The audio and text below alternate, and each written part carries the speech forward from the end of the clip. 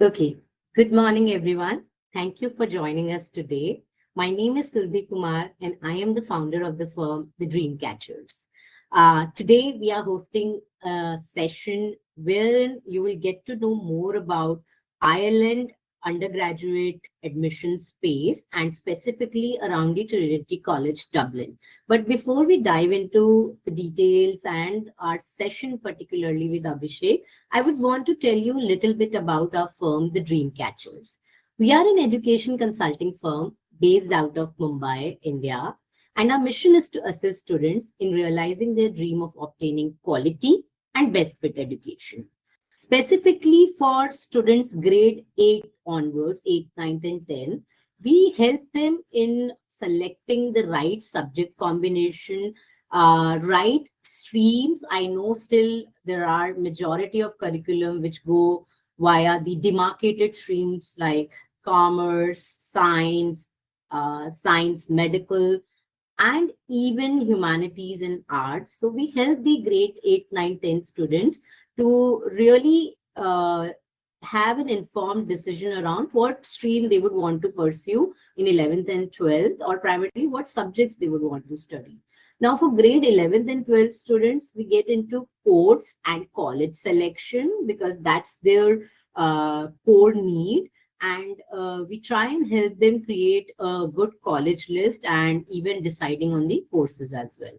Now, in terms of mechanism or how do we do that? So we start with a psychometric assessment, and this assessment helps us understand and the student and the family understand the unique aptitude of the student, their work interest area, their personality traits, their core personality traits, and keeping these three broad dimensions in mind, a career fitment report gets generated, which gives insight into the top 10 career clusters which are best aligned to the student.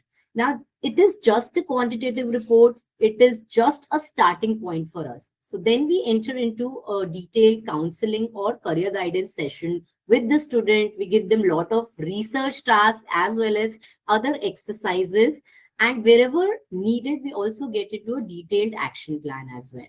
So that was around the stream and subject selection, course and college selection. We also provide our services in the admission consultation space or admission guidance space. We help students with both undergrad and postgrad admissions for Indian universities and overseas as well. Now, in terms of services, we provide profile assessment and profile elevation and building as such, wherein we try to keep your natural strengths in mind, as well as also see if there are areas which needs to be exposed more to really bring out the best in you. We also help in the country and sports shortlisting, best fit college mapping, and if your recommenders are looking for some guidance in terms of writing the letter of recommendations, we do help with that as well. And particularly for the student, we provide guidance in terms of writing the personal statements or statement of purpose, or how to really address different essay prompts as such. Definitely we help in the scholarship guidance as well. Wherever in the admission process interviews are taking place, we help with the interview preparation, mock interviews or so. We also provide visa guidance too. Now, that was about our services particularly. Now, before we invite Abhishek into the session, and I'll just turn on the settings for him so that he can also speak. But before we start our fireside chat, I would want to, ask a question to all of you. Okay. So now, obviously, if you all have joined us today, you are considering studying out of India as an option, right? So I would want to understand what are the factors that might influence your choice of country. Okay, and you can put your responses either in the chat box or Q&A box, and I would be the one who would actually receive it as such. And I did receive one response already. Okay, ability to learn in a global setup. Okay, great.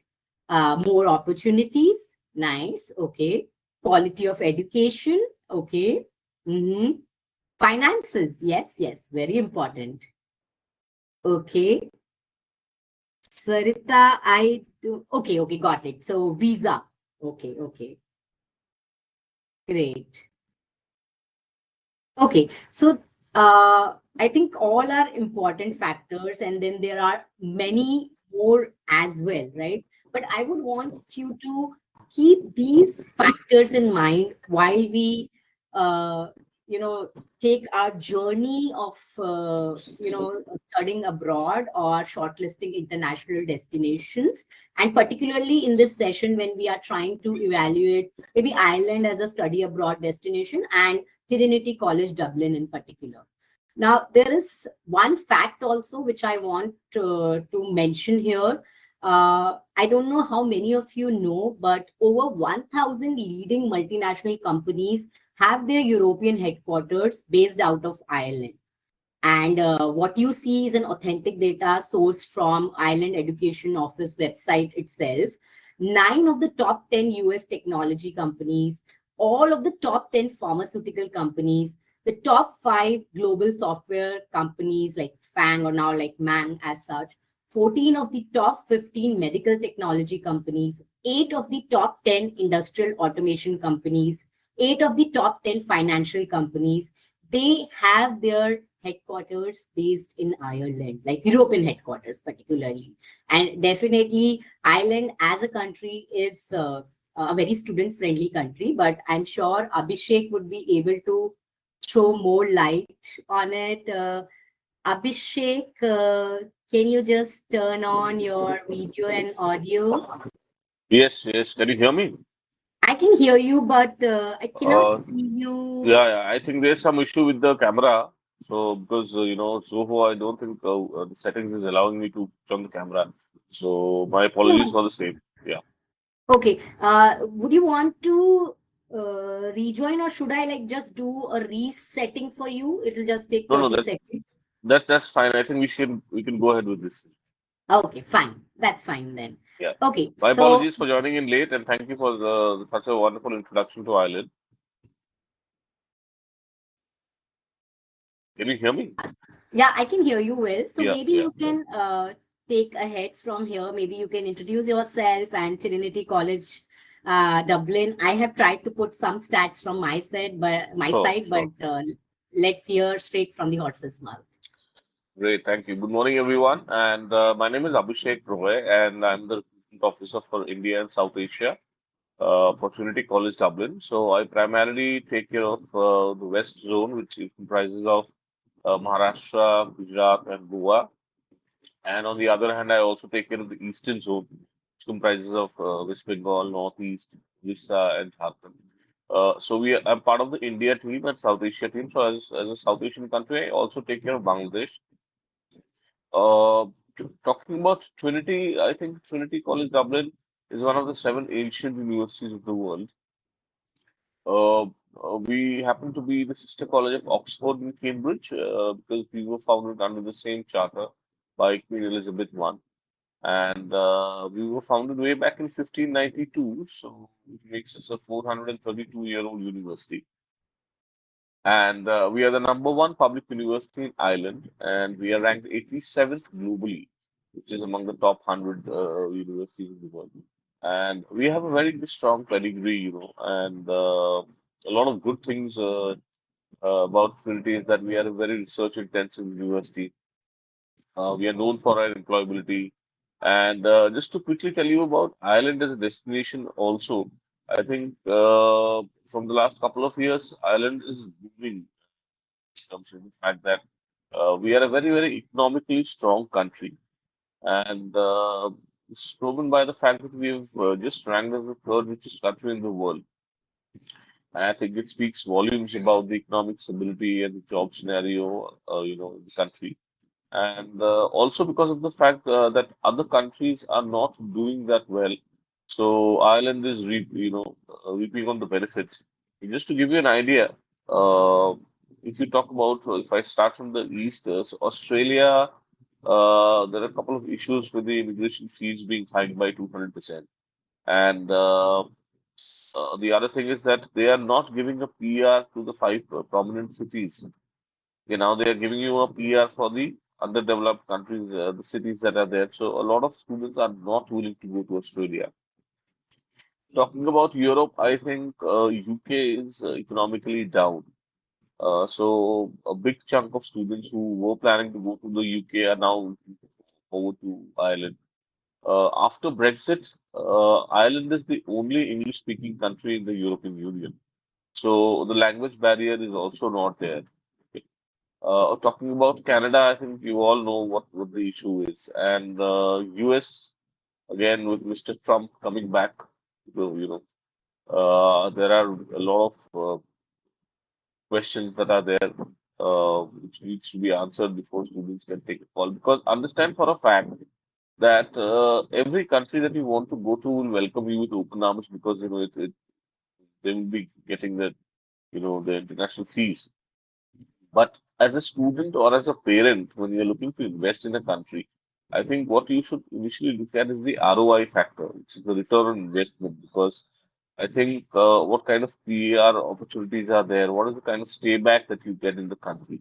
I think these things does matter, and what is the kind of education level, the quality of education that is imparted, whether the degree is globally accepted or not. I think these are touch points that you should consider before going ahead. Another very interesting fact about Ireland is it is not Northern Ireland, by the way. A lot of students come and tell us, "Oh, so this part of Northern Ireland, I know." I said, "No, it is not Northern Ireland. It's the Republic of Ireland." And if you look at the map of Ireland, it is very strategically placed between Europe and North America. So it is called the gateway between continental Europe and the US. Survi, I can go ahead with the questions in case you have any. So this was a brief introduction about the country and PCBS. Actually. Yeah, sure. Thank you for that, Abhishek. Yeah. I'll just want to add that yes, every country has their own pros and cons, and when we are evaluating things, we should keep in mind our own factors and fitness as well. Yes. With that, I would also want to mention to our audience here that you can also ask your questions directly to Abhishek, or just like raise that virtual hand and I will turn on the settings for you to ask the questions live, or you can put it in the Q&A or chat box and I will be receiving it and I can pose it to Abhishek on your behalf.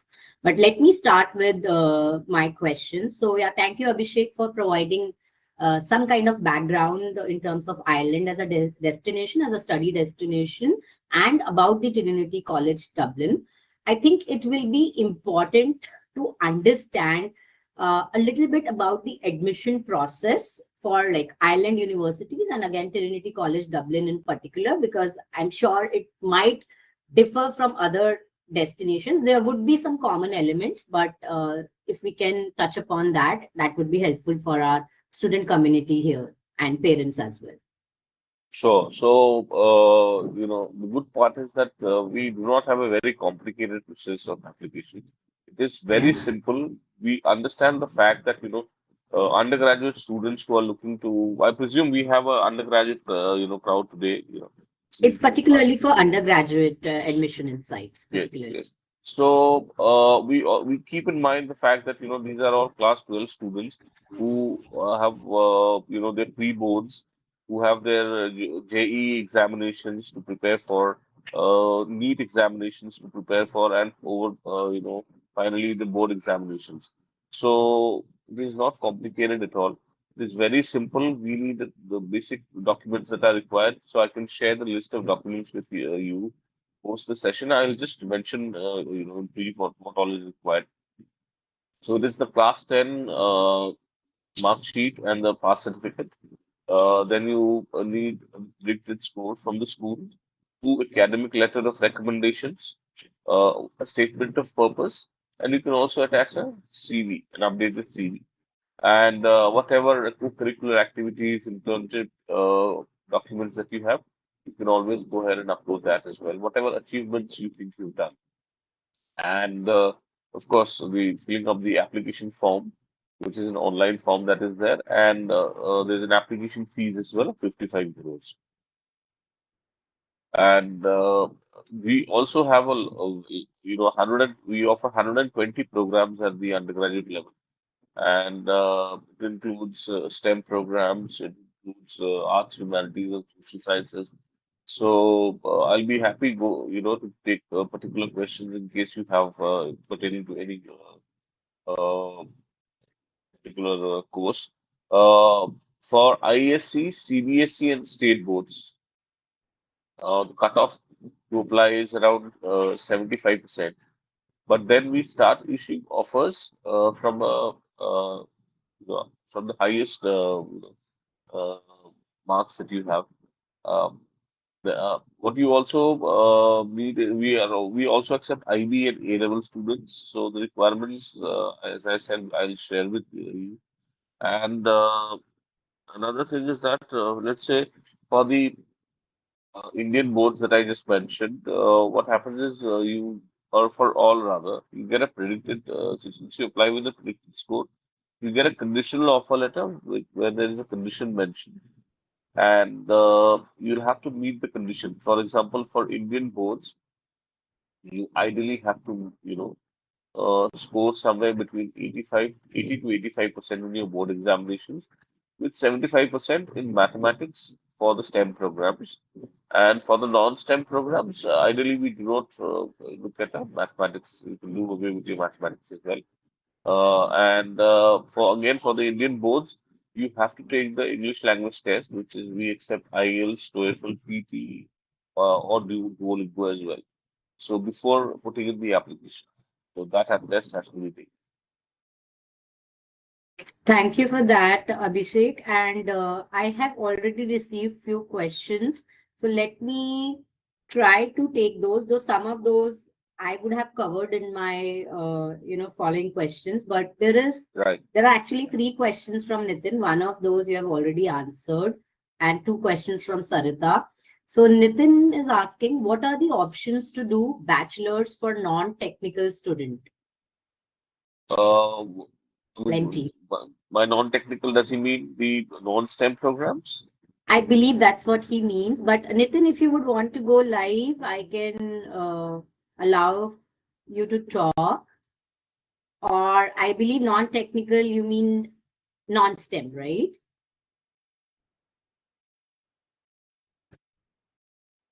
With no PCB, that's what he wrote. Okay, with no PCB. So I'll talk about the arts, humanities, and social sciences courses. So we have a lot of options. We have Mhm. business programs. So under business, we have two programs, which is the So global sorry, business. Abhishek, I think it's non-STEM totally. So he mentioned no PCB, no PCM. So I'm talking about the business programs and the arts, Yeah, humanities programs that we have. yeah. So there's a global business program, which is equivalent to a BBA that we have in India. And we have a very popular program called BEST, which is Business, Economics, and Social Studies. Okay. So this is a three-in-one program, which you understand by the name of it. And apart from this, we have law, we have economics, we have history, we have English literature. So a lot of options. Just to let you or give you an insight. So we are not very strong in designing programs and uh, architecture. So students looking to pursue architecture or any kind of design, I will have to tell you that we are sorry, because we have an architecture program, but it is not into designing. It is about how architecture was evolved. So it is called history of architecture. So these are the two domains that we do not cover. Other than this, I mean, I can share uh, the website link, which is very simple, which is www.pcb.ie. You can go there, there's a tab called courses. You click on that, you get the options of choosing what kind of course you're looking at. You can click on the undergraduate course. You will get a search bar. You will get all the list of programs that you have. You can particularly type in the program that you're looking for. They will give you all the details of the program. Yeah, I just put the website link as well. Yeah. Okay, so now let me move on to, yeah, Shravani, I have posted the website link. I'll move on to my next question before I take other questions from the audience. So now, definitely there are multiple components. Application process is simple, and I'm sure it would be competitive as well. It would be helpful for students to understand, like, how does the admission team really evaluate a student's file, right? And as statement of purpose is also one of the component. How is it taken into account in terms of the evaluation process itself? Right. So a couple of important things. Thank you for the question. It's a very important question because students need to understand.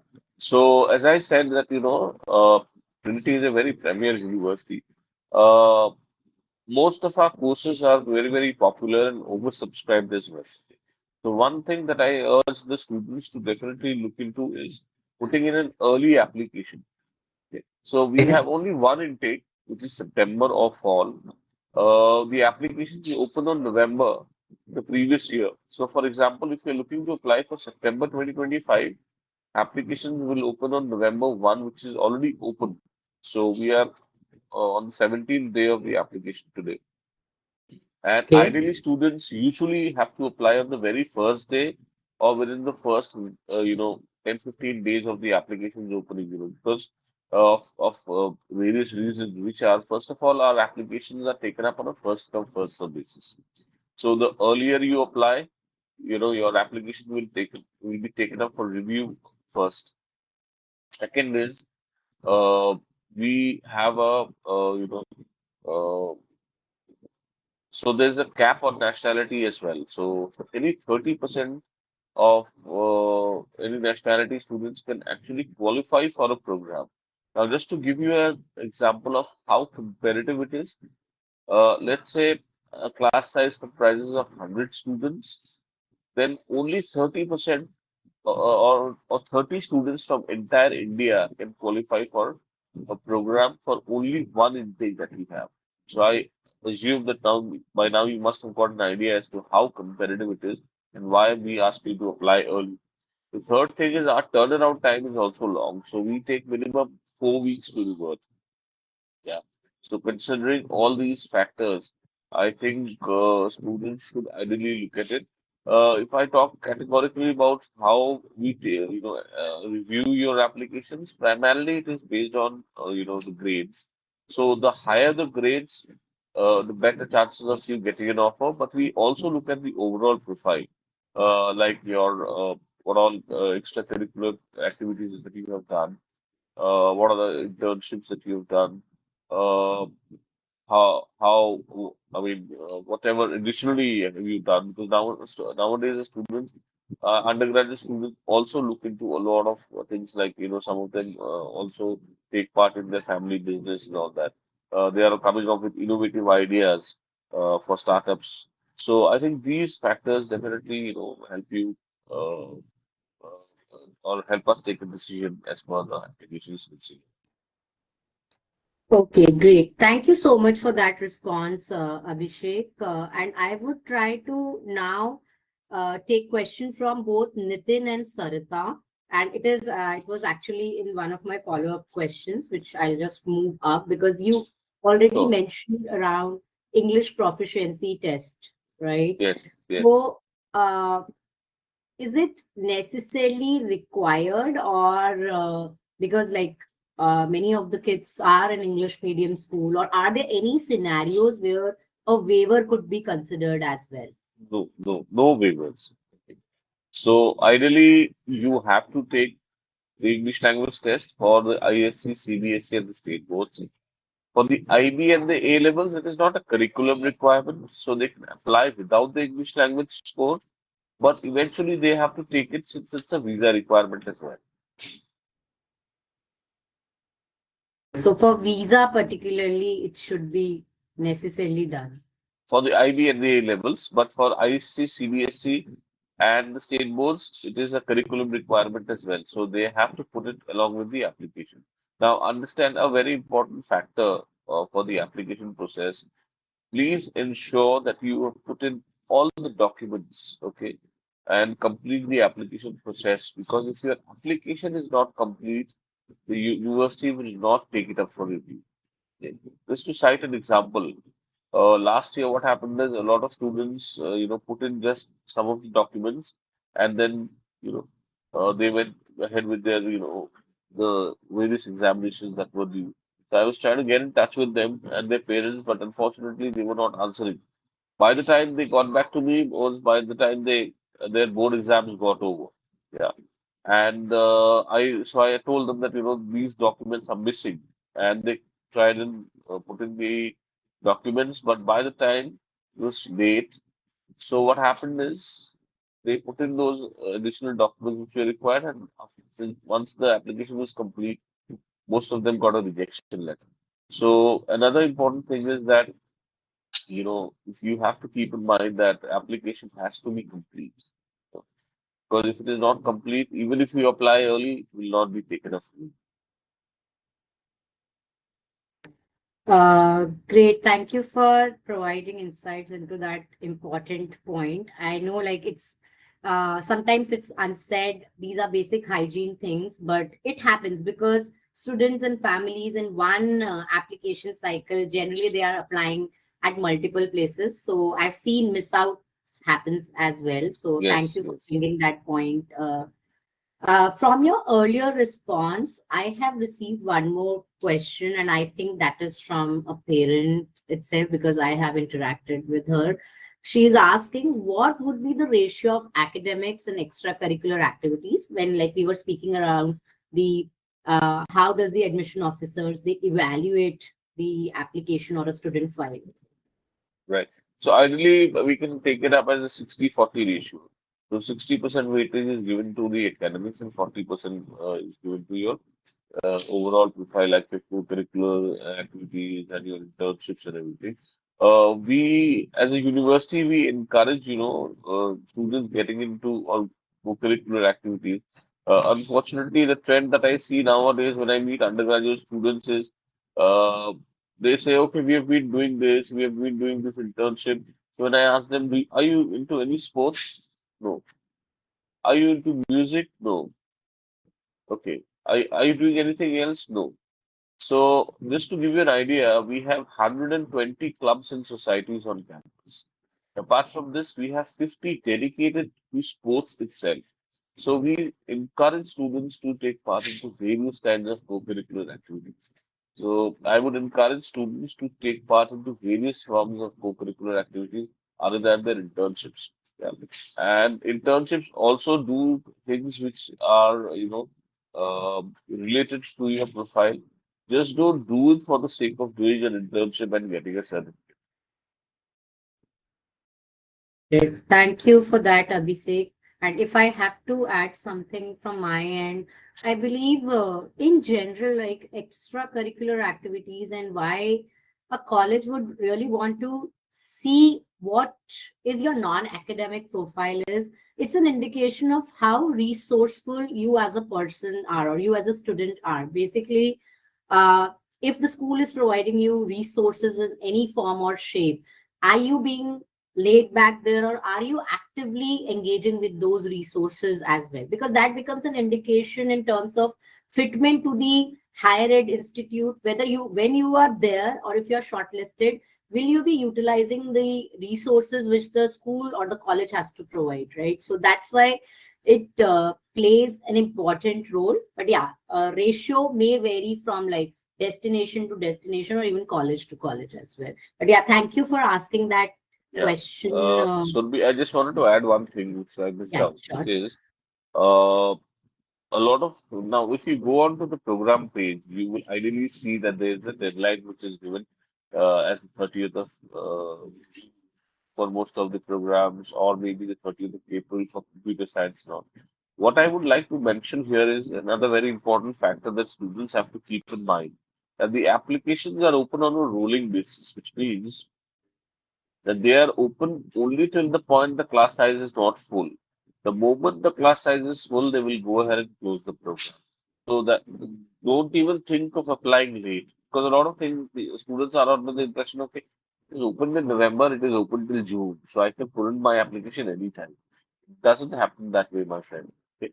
Please apply as early as possible, otherwise you will miss out on, and unfortunately, as I said, we have only one intake. So if you miss the bus, then it is the next intake for you, which is September again. Thank you for adding that.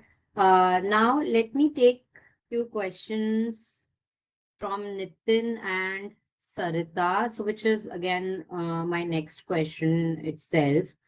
Can you talk about tuition fees and any other expenses that would make up the total cost of attendance? And Nitin is particularly asking how much will undergraduate or bachelor's cost with and without scholarship? And maybe you can touch on scholarship or financial aids as well. And Sarita is asking a similar question, how expensive it is to study at Trinity College, Dublin. Okay, so surprisingly, being one of the top universities, tuition fee is not very.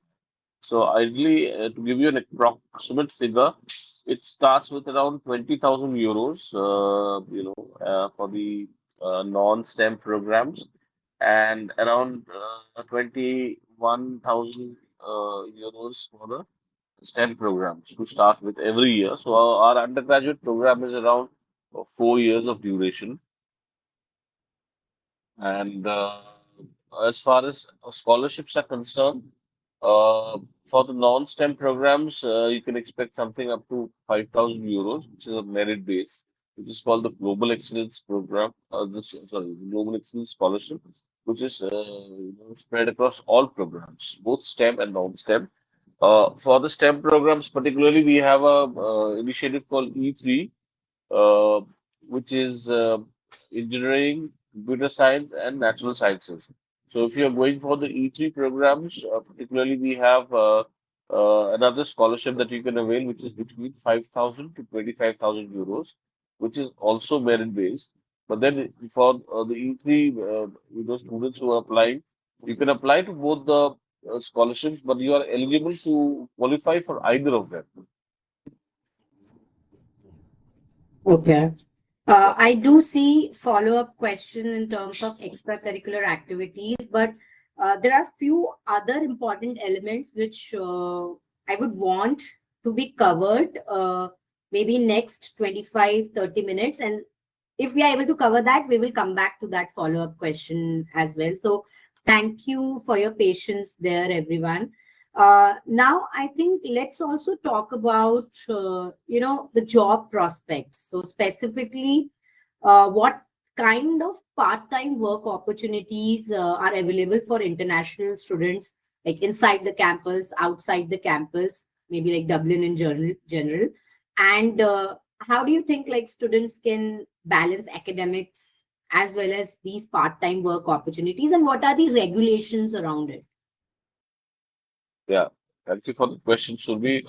So I'll start with the breakup of the 4 years tenure that I mentioned for the undergraduate thing. So the first 2 years are basically the fundamentals or the basics that I taught to the students. In the third year, they have two very important choices to make. One is what specialization to choose, and the second one is they also get the option of the integrated masters. Now, 80 to 90% of our students who come to the undergraduate course mainly opt for the integrated masters because it's a direct entry. Now, how it is helpful, especially for the computer science department, is uh, at the postgraduate level for the School of Computer Science, we have an entrance examination, okay, which is quite competitive. So, students who are opting for the integrated masters at the undergraduate level do not have to go ahead with the um, entrance examination. It's a direct entry for all undergraduate students. Okay. In the fourth year, they get to do their internships and along with the capstone project that we have. Okay. Ideally, if you are going only for the undergraduate program, it is 4+1, which is 4 years of studies and 1 year of post-study work permit. If you're going for the integrated masters, it becomes 4+1+2. So 4 years of undergraduate, 1 year of postgraduate, and then 2 years of post-study work.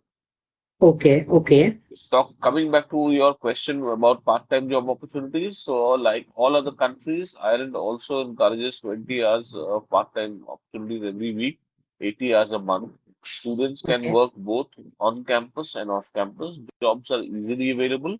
Yes, but you have to go ahead and find a job. There is a career cell on campus that helps students with Excellent. designing Okay, their CV, guiding them with job opportunities that are there in the market, but then finally, you will have to go ahead and crack the interview. So it totally depends on how, what are your efforts like, in terms of jobs. But yes, there are ample amount of jobs available, and most of the students are encouraged to do part-time job. okay. When you mention around career services, so the university assist in terms of even like hunting for internships, or how does that really work when we say like career services, specifically at Trinity College, Dublin? So there's a career cell which is there, which Okay, helps students, like I said, to give them a brief idea about the job scenario, both in terms of part-time and full-time job opportunities in Ireland. Then it okay, helps them with the CV building or the resume building because the Indian format doesn't work there. So first thing that they have to look at is building a international format of the CV, which works there. They okay, also, as I said, guide you with the opportunities that are there in terms of part-time jobs. So they can tell you that okay, there are these of jobs available in the market. You can uh, go ahead and apply for it and then attend the interview. But then, as I said, the student has to take the initiative of going ahead and meeting the employer and cracking the interview. And we also conduct career fairs. So the career cell conducts over 120 activities and workshops in a year, including okay, career fairs. So and we are known for our employability. When I was introducing Trinity, I told you about this as well. So yeah. 96 to 98% of our students get employed. Yeah, so that is not a problem. But then, if you are a very bright student, you get the best jobs. If you are an average student, you get average jobs. So it totally depends on the profile of the student. We have a tie-up with 500 of the top multinational companies in the world globally. Right? Excellent. Okay. So jobs till date have not been a problem. Okay. Thank you for that. There is always like one conversation or specifically one point which comes up from the parent side, because we are talking about like young adults going to an international location maybe without much of a support system. So can you talk about the safety aspects? How is the accommodation taken care of? Is it within the campus? Is it outside the campus? Because this becomes a very very important element, especially like from a peace of mind standpoint for the families who are far far away from their child. I totally agree with you, Surbhi. In terms of safety, I think Ireland is one of the safest countries in the world. The Irish people are really wonderful. They're very peace loving. Okay, they are very encouraging to international people, the tourists that are there. Unlike a lot of countries which turn a little aggressive towards international students, so it is not like that in Ireland. Very very Okay. loving people, and I also strongly recommend that students go and understand the culture there, interact with the Irish students there. The best part is, as I said, there was a cap on nationality. So I assume that you must have understood by now that we are not looking at a mini China or a mini India in Ireland. It's a very, very cosmopolitan crowd. So the largest cohort of students that we have on campus is the US students, followed by China and India. And there have been instances where there, in certain programs, we have very few Indian students. So please go ahead and interact with the cosmopolitan crowd that you get there. In terms of accommodation, since I said that we are situated in the heart of the city in Dublin, okay, so we have very limited capacity. So only the first year undergraduate students can stay on campus. Thereafter, they have to move out. Now, why is this? Is because we do not like if you look at India or specifically Mumbai, you see University of Mumbai having a campus in Santa Cruz, another campus in Vashi, the third campus in Pune. It doesn't happen that way outside, abroad. So Trinity has only one campus globally, which is in Dublin. So, and since we were founded way back in 432 years back, so there's no scope for expansion. So that is why only the first year undergraduate students can find seats for accommodation on campus. Thereafter, they Okay. have to move out, but then it's a very friendly environment. It is very easy to get accommodation in the city outside campus as well, provided you do it on time. Okay. Yeah, yeah, and most of them, get accommodation outside campus as well in the second year onwards. Okay. But how expensive it could get in terms of off-campus location? Because So it that is would also not. add cost of it I'll up. give you a ballpark figure which we have for living cost, which is around 15 to 16,000 which is between 15 to 16,000 euros annually. Now this is a comprehensive cost that includes your stay, your food, your living, your miscellaneous, everything taken together. But then standard rooms of double occupancy apply here. If you are looking for a studio apartment or an ensuite accommodation, I think they will cost you a bit. Okay. Okay, so there is one question from Devi. She's asking, do you consider SAT and ACT scores as well? It is not mandatory, right? But then if the student is taken the test, they can always go ahead and put in the tag in the uh, document in the application. Yeah. Okay, okay. Another thing that I would like to add, which I missed out on, was for students aspiring to medicine. It is not open for the Indian curriculum. So CBSE, ISC, and state board students cannot apply to for the medicine program at Trinity. For the IB and the A levels also, there is a association in Malaysia called IUMC, which is a consortium of the Irish universities. So they offer a pathway program to the medicine program. So if students are willing to apply to the medicine from the international curriculum, I would recommend you to go and check out the eligibility requirement and the entire process through the IUMC website. Great, thanks for bringing that up. And in general, like medical admissions are very, very different ball game in many of the destinations. So it would require a dedicated session in itself if we have to talk Yes. about that. Yeah, true. Okay. Another thing that I would like to add here is quickly is two verticals which are booming in Ireland is of course IT and computer science because a lot of IT companies are now headquartered in Dublin, and the other very strong vertical that we have is pharmacy because all the pharmaceutical companies of the world are headquartered there as well.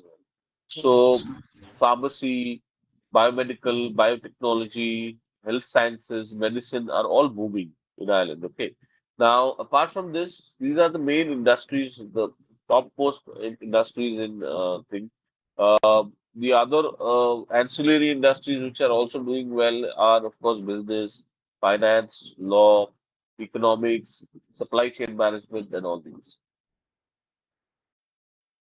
Thanks for bringing that point because I think when we were talking about the factors which students and families should consider for shortlisting a destination, I think even the coursework which you would want to study may also, or I should not say may, should certainly uh, you know, should be taken into account in terms of shortlisting the destinations.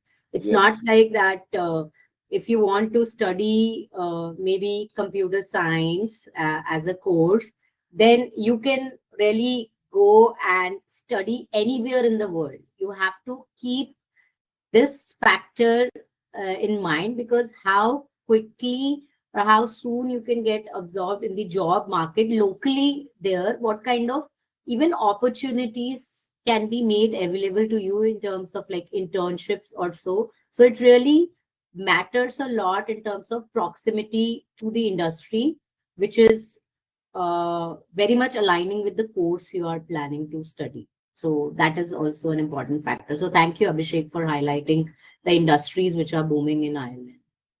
Okay, let me park my question again, and I'll try to bring back the earlier question, which I didn't take, which was around the ratio of academics and extracurricular activities. So the follow-up from the same parent is, so do I take the extracurricular activities more as hobbies and interest, and how actively a child has pursued that area? I think maybe she's trying to get a sense of, like, in terms of evaluation process, and uh, they prepping up the child for the admission process. If they consider Ireland, how can they go about in terms of extracurricular activities, more as hobbies, casual thing, or a little bit more than that?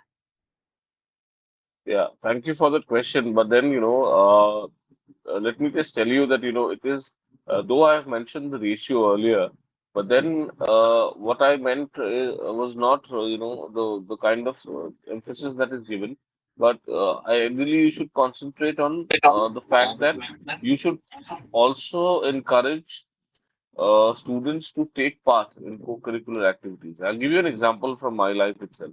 So I primarily, was very active in co-curricular activities and sports itself. So I wanted to play soccer. I wanted to represent India, or I wanted also eventually play for some international country as well. But like there's something very famous called a peer pressure. So my dad came and told me, he, okay, till class 10, it is fine, but then after that, you have to now focus. So, curtail on your co-curricular activities like your soccer and everything and concentrate more on academics because this is what will fetch you a good job eventually and a successful career and a life, good life. I also got selected in one of the national clubs to represent Wow. myself in the under 16 and under 19. But then, unfortunately, I had to do away with my dream. Okay. So, what I want to say is, no, I'm not sounding pompous when I say this, but then just to give you an example that, unfortunately, in India, we only think that the best way to get into a job or the easiest way to get into a career is to, complete your academics and then get into uh, uh, the, the particular industry that you're looking at. But then there are very courageous individuals who are also looking to make a career into various forms of sports activities, into creative arts, into a lot of other things. Please encourage them to take part into it, and that is exactly the reason that we give a lot of emphasis to co-curricular activities. I think I also mentioned earlier that the once you are on campus, uh, there are 120 clubs and societies that are there, indulging into various things, and 50 of them additionally are dedicated to sports itself. So if you are looking to play or if you play a particular kind of sports, you can definitely you are encouraged to take part in it. We also have I meet a lot of students who are state level or national level athletes, or they represent the country or the state in some kind of sport. So for them, there is a different route they can apply through the sports quota as well. So you see, co-curricular activities and sports are also given a lot of weightage as well. So and as the famous proverb goes, all work and no play makes Jack a dull boy. So I personally also encourage students to take part in various kind of co-curricular activities. I hope I've answered the question. Think very much, and definitely uh, there are a lot of elements to what you really touched upon, but hearing your own story, I think it might be a national loss given you couldn't pursue that path. No, that was yeah, that you, was you, you never too know, much. right? But this is the story of majority, unfortunately, and uh, peer pressure is a disease, if I can put it that way, to an Yes, extent. But let's see what we as educators or in the field of education can do to maybe try to eradicate or minimize it. yeah, I'm already getting great feedback for you, Abhishek. I'll read out a few comments. Great insights from Abhishek. He's very crisp and practical in his discussion. Uh, really appreciate the information. Would want to know more about Trinity. Okay. Thank you so Yeah. much. I think why I'm practical and straightforward is because I totally understand that it is an expensive process to go ahead and study. A lot of students who come and meet me at the fairs or when I go to schools also, if they are not meeting the cutoff, I tell them, please don't apply, my friend, because there's an application fees, and I Yeah. don't want you to at the end of the day end up getting a rejection because it somewhat affects a profile as well. So that is why. And I think if I'm, representing a particular university, I should be telling you all the information correctly and candidly, so that it helps you take a final call. And I'm also the other thing is that most of the students who interact with me, I tell them that once you are on campus now, you will give me a call and tell me, sir, thank you for all the information. It has been very authentic, and I can actually see whatever you have said coming through here, because that is something that we encourage. Mm. And I think uh, thank you for all the questions that you've put in. I think it is taking me through various aspects of the application process and of Trinity as well. I have few more from my side, and I do see that we have 5 minutes in hand. So maybe I'll proceed with my next few questions. And again, So, so if at all there are more questions in the Q&A box, I'll pick up from there too. So you touched upon, in terms of timelines, it is better to apply early, but I would want to also understand more for the benefit of our audience, right? What are the common mistakes which you might have seen in different applications, or while the student is in the process? Maybe, like, yeah, you mentioned that documentation was not complete as one of the instance. Anything else which is something which you see as a common mistake and could be avoided so that they have a smooth application journey itself? no, I think this adhering by the protocol or the requirement is very important. Not putting in a complete application is again a very serious thing, because, as I said, let's say I have put in my application on the very first day of the application opening, which is 1st of November, but it's an incomplete application. Okay, so a student assumes that I have submitted my application, but it is not being taken up for review. So that is also important. Paying the application fees is also another aspect. I have had an instance where a student came back to me. He said, "Sir, I have submitted the application a month back." So I said, "Okay, what is your reference ID? Can you share it with me?" So then she was like, "I don't have it with me." I said, "Did you pay the application fees?" Okay. He said, You "No." have I said, seen those "Okay." instances as well. Yeah, yeah. So if you are not paying the application fees, you have not submitted your application. Okay. And yeah, what I'd also encourage is, please do not put in any false or document or any thing that you've not done. A lot of students come to me and parents also asking me about what kind of internship that they should be doing. I tell them that it is not necessary that you do 10 internships which you're not interested in. Do one, but then that should be something that you wanted to take up and which adds to your value to your profile. Certainly. Uh, there is one more question. Okay, let me take that. When a student applies, they work on profile building, so the profile of students may look like he or she is excellent. But the point is, the child would have done those maybe just as part of profile building, but then there would be students who have less to showcase on document but have more potential. So, from the above two cases, which students have more chances of admission? Anything Uh, on that? See, yeah, definitely. I think I also just shared in my last line of that previous answer that just don't do internships for the sake of getting a certificate. Because at the end of the day, see, these are all international universities.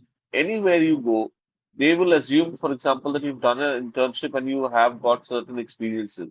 Now, when you are on campus, if they see your profile and they ask you a certain question on that, and then they understand that the student just did it for the sake of doing.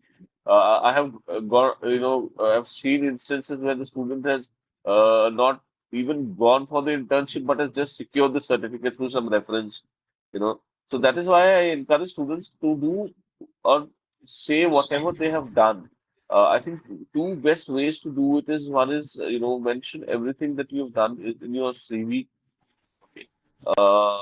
As I said, do not harp on only internships. Maybe you have been some or done something that is of value to you. You can also add that, and the rest of the things you can write in your statement of purpose. Statement of purpose is just not a document. Understand for a fact that you don't, the university does not get to meet you in person. They don't see you. They don't talk to you. So how are you being represented is through your academic documents and the application. So one of the important documents that they look at is, of course, your statement of purpose. And there's a word limit of 500 words to it. Okay. So try and write a statement of purpose that showcases your actual interest into the profile. Because once we also at times, analyze your profile, and once we go through your statement of purpose, we see just a run-of-the-mill thing being written on paper for the sake of writing it. So, so it leaves a bad taste in the mouth because we understand that, okay, the student is not interested in writing the statement of purpose, or, I mean, I've not been able to gauge his interest, actual interest. So Yes. please put your passion on paper because that is very important. And as I said, please understand that this is how you are being represented in front of the university. Got it. So I think we are almost at the close. So I will put one last question, which might also be summarizing or to an extent reiterating the points which you have mentioned. So, what kind of student would really do well or excel or thrive in Trinity College, Dublin? See, if I have to put it this way, we primarily look at taking in the cream of the lot. I hate saying so because I myself have been just an above average student. I've not been very very exceptional. So, but then this is the norm of the or the protocol that be follows. So your academics has to be really good because see, at the end of the day, once you complete your degree and once you venture into the career or once you come into the professional world, then you realize what the Trinity will do to your career, what push it will give, and what the value of the degree will be here. So it definitely adds a lot of weightage to your profile. But then, as I said, if your academics are even about average, and you have got some exceptional co-curricular activities. Like I said, you can also apply through the sports quota. So the students who are there who have been state level players or national level players can also apply, and they get to, if you're really that good, then you also get to represent Trinity national team as well. Okay, so that is there. And so prima facie, we definitely look at academics followed by the other things. But then coming back to the one thing that I started off with is those of you who are still looking to apply to September 25 and have not put in the application, please feel free to apply as early as possible. Okay, try and put in the application by this week. Another quick thing that I also wanted to add is a lot of schools are not willing to share their uh, predicted Predictive. score or the Yeah. LORs directly with you. So maybe you can, if that is the case and you are through Surbi, then you can get in touch with her. I'll share my email address with the school. They can send it to me. I'll upload it for you. Okay. So I'm always there to help you out, and I wish you all the best for those looking to apply this year and the next as well. Uh, and I also hope that most of you who apply get an offer. I'll be very happy if I can see you get an offer from them. For bringing that one important point as well. See, for college applications, we need a lot of cooperation from school and school counselors as well. So I would also try to maybe advise the students here. Uh, if you're thinking of any study abroad destination and particularly Ireland, it's better to talk to your school counselors if you have one early than later, so that they can also get a good time to prepare your predictive grades, your LORs. And if you face any issues there, definitely there are ways out, but the smoother way is to get it done via your school counselor as well. So, with that note, I think we are coming to the end of the session today. So, thank you so much for sparing time, Abhishek, on a Sunday morning and providing all the insights. And I also appreciate all the participants who have asked amazing questions. One or two I couldn't take, but those were like kind of answered by Abhishek during the course of the webinar. Uh, but if you want to talk to Abhishek, I think your coordinates are even there on the website. You can get in touch with him. If you think we can be of any help in the entire application process, feel free to reach out to us. Subscribe to our social media channel. You'll get to know about our upcoming sessions, how we can help you or assist you or do hand holding wherever needed. With that, thank you once again, and have a good rest of the Sunday, everyone.